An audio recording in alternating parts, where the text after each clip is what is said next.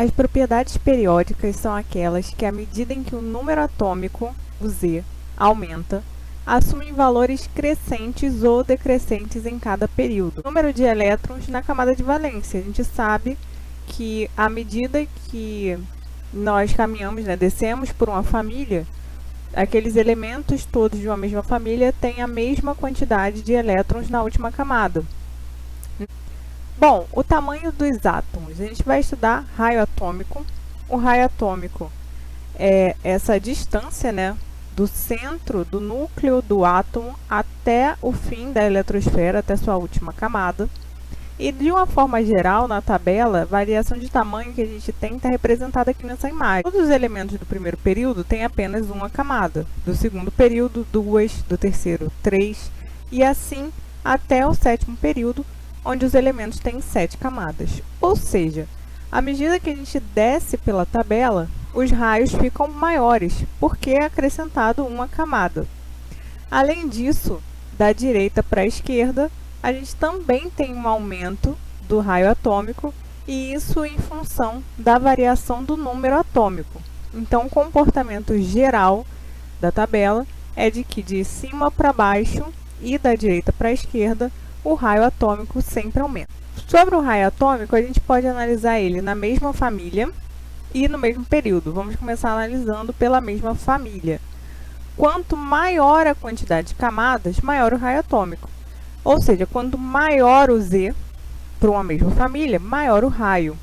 Porque o número de períodos é a quantidade de camadas. E numa mesma família, lembrando que a família é uma coluna da tabela, à medida que eu vou descendo na família, vai sendo acrescentada uma camada. Por isso, os átomos vão ficando maiores. Sódio e lítio são elementos da mesma família 1A. Então, eu vou analisar os raios do sódio e do lítio.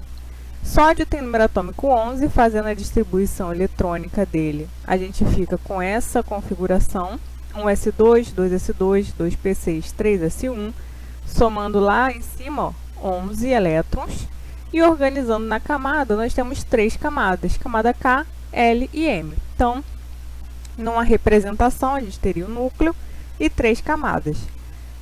É possível encontrar a informação sobre o tamanho dos raios atômicos. Eu acrescentei aqui para você ver que o raio atômico do sódio é de 227 picômetros. O lítio, com o número atômico 3, fica com a distribuição 1s2, 2s1, camada K e camada L, ou seja, o lítio tem 2 camadas e na literatura a gente verifica que de fato o raio atômico dele é menor do que o do sódio. Então, o sódio está no terceiro período da tabela periódica, portanto tem 3 camadas. O lítio está no segundo período e, portanto, tem 2 camadas. E como conclusão, a gente pode tirar que o raio do sódio é maior do que o raio do lítio. Vamos ver como é que a gente viu isso na tabela? Olha lá. Lítio e sódio. Ambos estão na mesma família, que é a família 1A. A diferença é que o lítio está no segundo período e o sódio está no terceiro período. Então, quem está no segundo período, o elemento do segundo período, apresenta 2 camadas e o elemento do terceiro 3 camadas. Portanto, o Na é maior do que o Li, sódio maior que lítio. E assim, essa mesma relação a gente aplica para todas as famílias, para todas as colunas, uma vez que a gente estiver analisando elementos que têm o Z um maior do que o outro e que são da mesma família.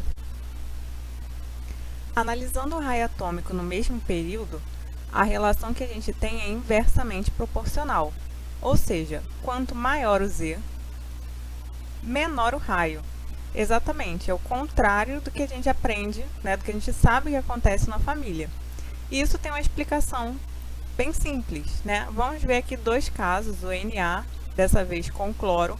Ambos elementos estão no terceiro período, ou seja, os dois têm 3 camadas, mas existe uma diferença de tamanho.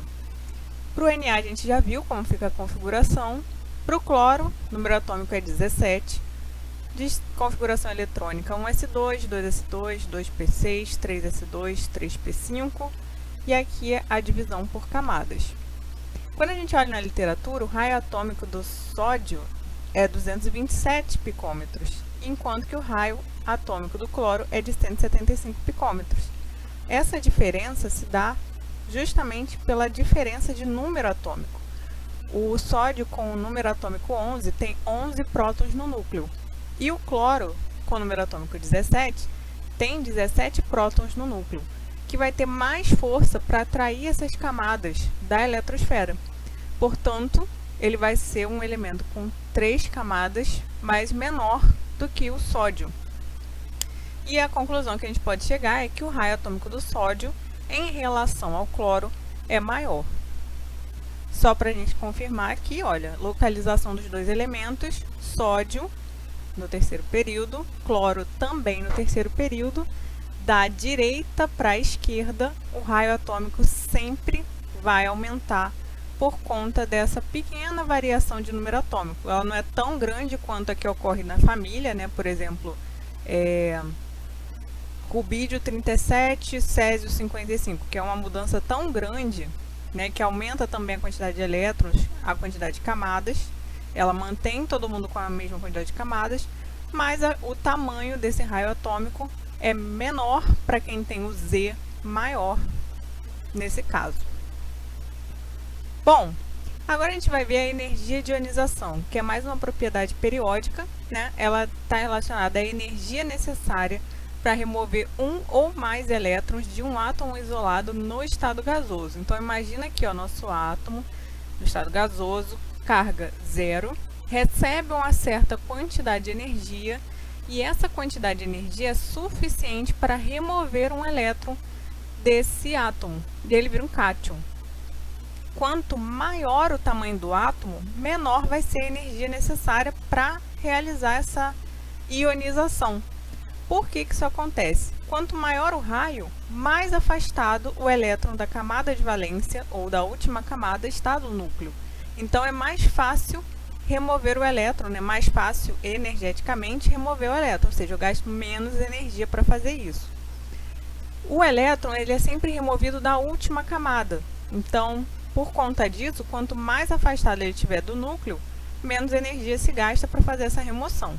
Então, olha lá. Sentido do aumento da energia de ionização. A energia de ionização ela aumenta de baixo para cima e da esquerda para a direita, que são os raios atômicos, né, o sentido de diminuição do raio. O raio atômico do fim aqui é maior, lá de cima é menor, então aqui a energia de ionização é menor e lá é maior. Vamos verificar esses números? Vou pegar aqui o caso da família 1A, coloquei aqui os valores de energia de ionização. A gente sabe que da primeira para a sexta camada há um aumento, né, de camadas do primeiro período para o sexto. O raio aumenta de cima para baixo, então a energia de ionização aumenta de baixo para cima. Por isso que a gente sai de um valor de 376 para 1312. Já no período, a gente sabe que o raio atômico ele aumenta da direita para a esquerda. Então, a energia de ionização vai aumentar no sentido contrário, da esquerda para a direita. Ó, a gente sai do 520, uma tendência de aumento, até o 2081. Então, a variação é bem grandinha, né? Vamos explicar por que a primeira energia de ionização do cloro é maior que a primeira energia de ionização do enxofre. O cloro está localizado aqui no terceiro período e o enxofre também está no terceiro período. O cloro está na família 7A, o enxofre está na família 6A. O número atômico do cloro é 17 e do enxofre 16. Isso significa que o raio atômico do cloro é menor, do que o raio atômico do enxofre. Se o raio dele é menor, então a primeira energia de ionização para remover um elétron da última camada do cloro vai ter que ser maior do que a do enxofre, porque no caso dele, a última camada, né, não está tão afastada quanto a do enxofre. Além disso, a gente também pode comparar as primeira, segunda e terceira energia de ionização. Nem sempre vai ser removido só um elétron, pode ser removido mais de um. Então, Então, olha lá o caso do magnésio gasoso. São fornecidos 738 kJ para remover um elétron. E para remover um segundo elétron, é preciso 1.451 kJ. Ou seja, quando eu removo um elétron, o raio atômico diminui. E dessa forma, para remover um segundo, é gasto uma quantidade maior de energia. Se fosse removido um terceiro, uma energia mais alta ainda seria necessária para remover um terceiro elétron, porque o raio estaria bem menor do que originalmente. Então, ó, a primeira energia de ionização é sempre menor que a segunda, que é sempre menor que a terceira. Aqui a gente tem o caso do magnésio, a distribuição eletrônica dele. Os elétrons que vão sair dessa última camada, né? A ponto de que quando arrancar o segundo elétron, ele passa a ter duas camadas apenas, e a terceira camada não vai ter mais. A eletronegatividade é a última propriedade que a gente vai ver nesse vídeo, e ela está relacionada à força de atração exercida sobre os elétrons de uma ligação. É interessante que essa propriedade está relacionada justamente, né, à capacidade de ligação que existe entre os elementos, entre os átomos dos elementos químicos. Como a gente já tinha visto antes, os gases nobres, eles não reagem, eles não participam de reações químicas, só em situações muito específicas. Então, a eletronegatividade, ela é avaliada aqui na tabela para todas as famílias, menos para os gases nobres. Ele não faz sentido avaliar isso para ele, uma vez que eles não participam dessa questão das ligações químicas, né, como os outros elementos participam. Aqui a gente tem o sentido de aumento da eletronegatividade. Ela também aumenta de baixo para cima e da esquerda para a direita. Ou seja, quanto menor o raio atômico, maior a eletronegatividade. Aqui eu trago uma tabela para vocês com os valores de eletronegatividade, né, a variação. Ó, de baixo para cima, na família 1A, a gente sai do 0,7 para o 2,1. E da esquerda para a direita, a gente sai mais ou menos do 1 no lítio para o 4 no flúor, que inclusive é o elemento mais eletronegativo da tabela periódica. Então, essas variações acontecem também em função do raio atômico. Gases nobres estão aqui excluídos da avaliação quanto a aumento de eletronegatividade. Nós temos que, numa mesma família, quanto maior o número atômico, maior o raio atômico.